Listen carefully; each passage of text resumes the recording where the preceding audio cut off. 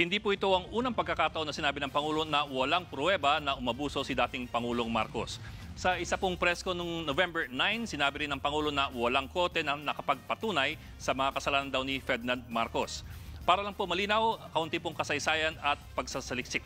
Noon pong December 21, 1990, naglabas ng ruling ang Swiss Federal Tribunal na ang Marcos Swiss bank accounts na may $356 million ay nakaw na yaman. Pero po, December 1997 na nang ipalipat ng Swiss Federal Supreme Court ang pera sa isang escrow account sa Pilipinas. Bakit po nagtagal? Dahil po pinaglabanan pa ang kaso ng gobyerno at ng mga Marcoses. Git ng mga Marcoses sa korte, hindi nila ninakaw ang malaking perang ito. Ngayon po, taong 2003 nang maglabas ng final decision ang Supreme Court ng Pilipinas. Ilipat na raw ang Marcos Swiss bank account sa National Treasury. Dahil po sa naipong interes, umabot na yung pera sa $650 million, kulang-kulang mga 30 billion pesos. Ngayon, ano po ang findings ng Korte Suprema noong 2003?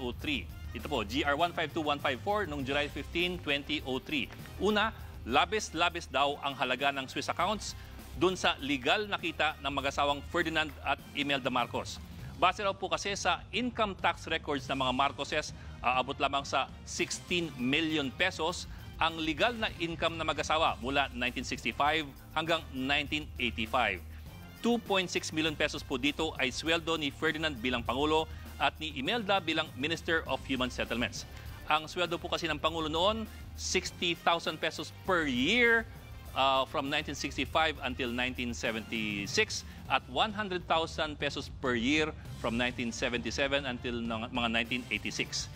Katunayan po, naging maluwag pa ang korte at tinanggap ang sinabi ng mga Marcoses na may 11 million pesos sila dahil sa law practice. Kahit hindi naman pwede mag-practice ng abogasya ang isang nakaupong Pangulo. Ngayon, ang tanong po ng korte, paano ang 16 million pesos naging $356 million sa Switzerland? Ang sunod po na sabit, inamin ng mga Marcoses na kanila ang Swiss accounts kahit hindi nila ito mapanindigan. Paalala rin po ng Korte Suprema, may batas na nagsasaad na kung labis-labis ang kayamanan ng isang opisyal kumpara sa kanyang lehitimong sweldo, ito'y ituturing na ill-gotten wealth. So magkano na po ang Marcos Swiss accounts na nasa National Treasury? Noong 2006 po, nagkahalaga na ito ng $780 million or kulang-kulang mga 36 billion pesos. Ngayon, kung sa desisyon ng Korte Suprema natin ay mayroong ill-gotten wealth ang mga Marcoses, bakit po hindi sila nakukulong?